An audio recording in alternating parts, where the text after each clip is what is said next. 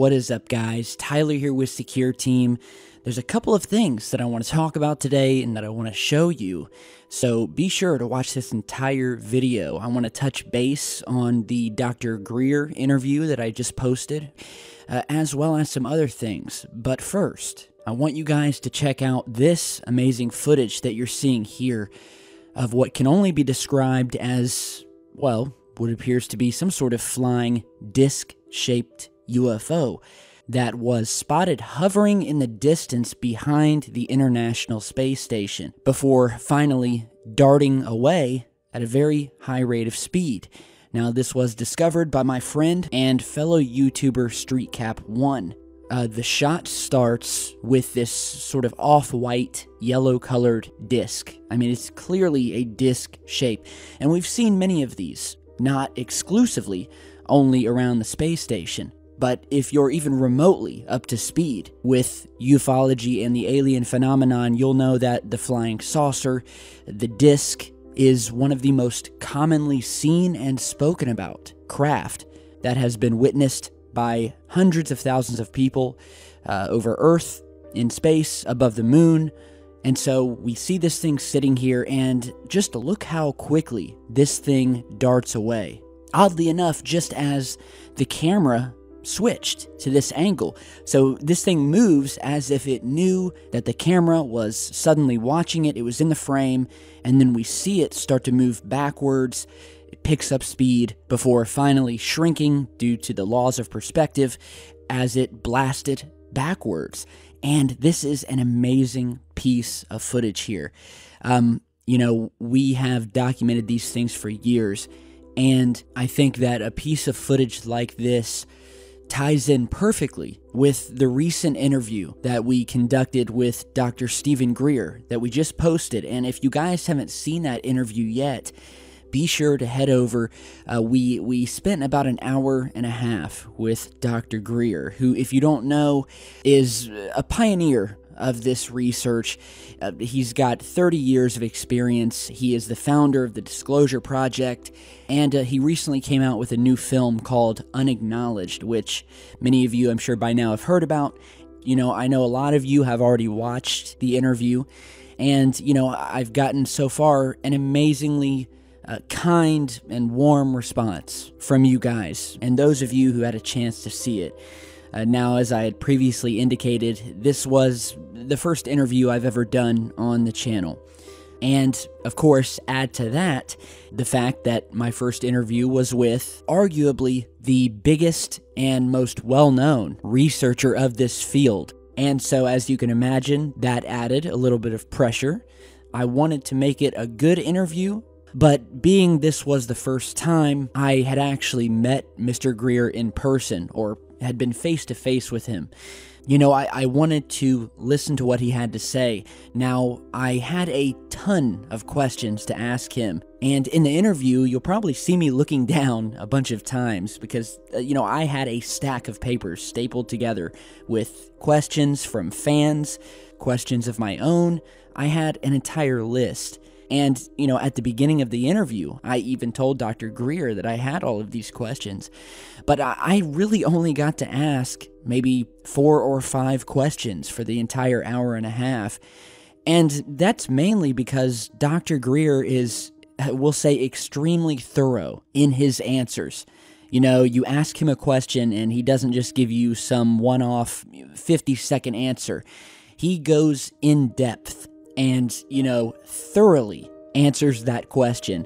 And so that took up a lot of time, which is fine because Dr. Greer actually ended up answering many of the questions that I was going to ask him.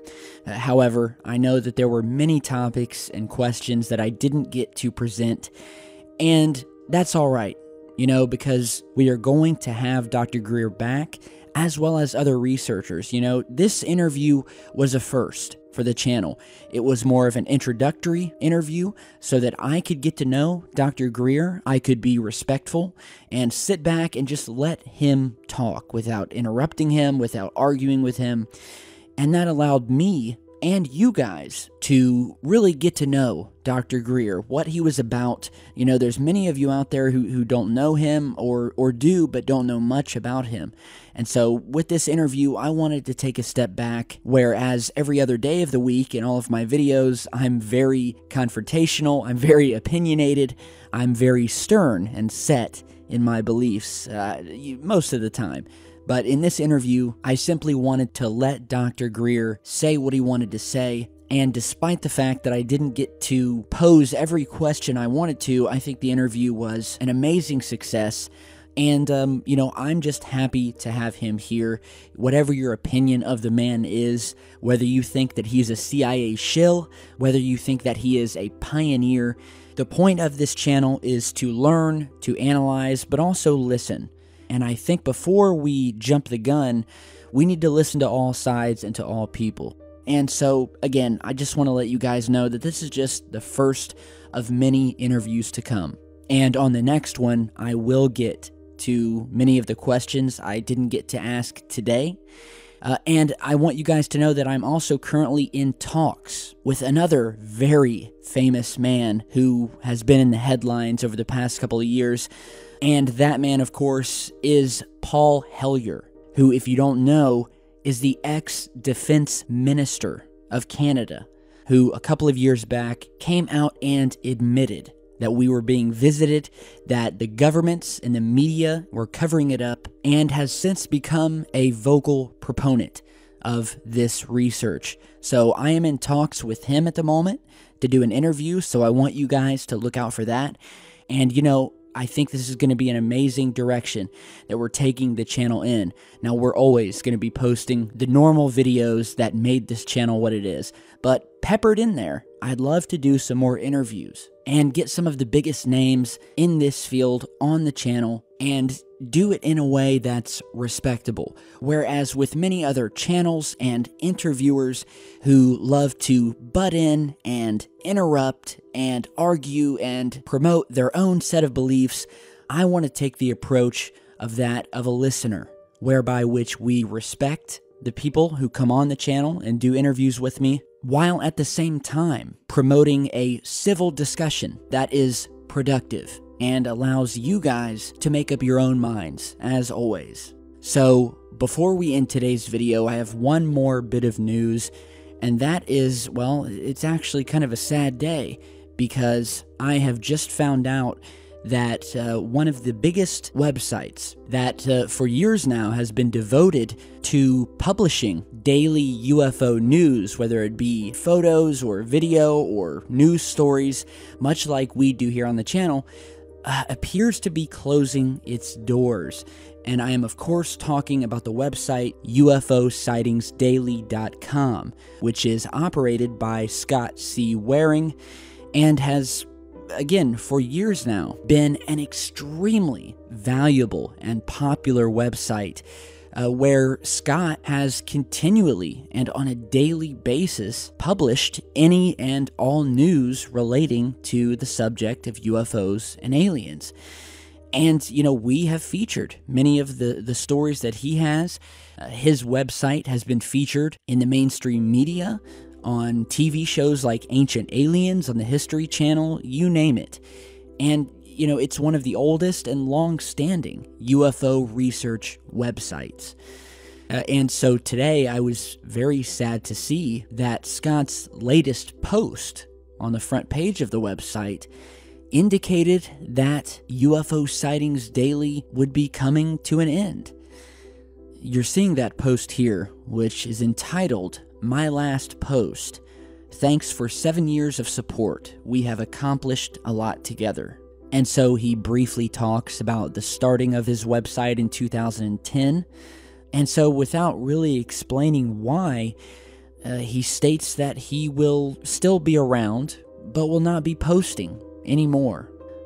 He says that he believes it's changed. Whereas it was educational before and enlightening, it has now taken a turn as entertainment, and that was never his intention. And, you know, I can only say that, of course, this subject is very serious, and it should be taken seriously. but there also is an entertainment aspect to it, as in it's an entertaining subject, and I don't think that's a bad thing. Now, of course, if you're trying to exploit it for entertainment, then yes, I don't think that's a good thing, and there are many other channels and websites out there who are dedicated to posting this stuff merely as entertainment, something to laugh at or tell your friends about.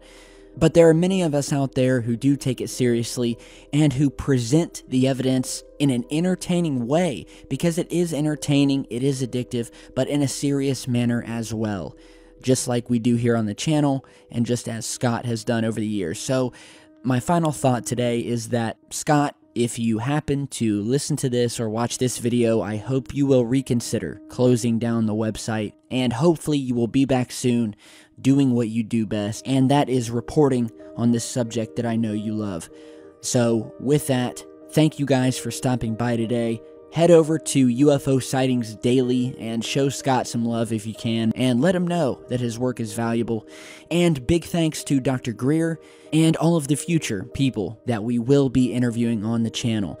Very exciting times. Secure Team about to hit 1 million subscribers. I can't tell you guys how thankful I am. And I want you all to know that I've got your back, and that this has always been and always will be a group and community effort. Let me know what you think about this new space station footage courtesy of StreetCap1, and I will see you back with much more in just a bit. Stay safe, guys.